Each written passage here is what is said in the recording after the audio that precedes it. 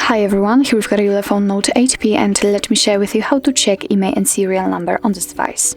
So actually we've got two different ways to check those numbers. The first one is using a secret code and the second is using the settings. Of course I will show you both. So let's begin with a secret code. We have to enter the dialer, tap on the keypad and enter the code, which is *#06#.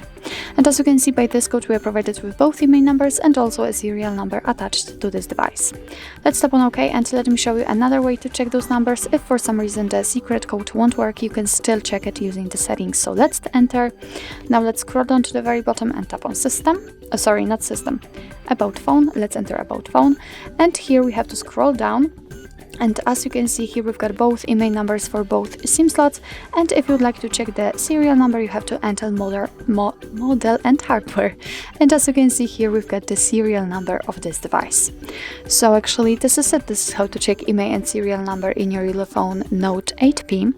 Thank you so much for watching. I hope that this video was helpful. And if it was, please hit the subscribe button and leave the thumbs up.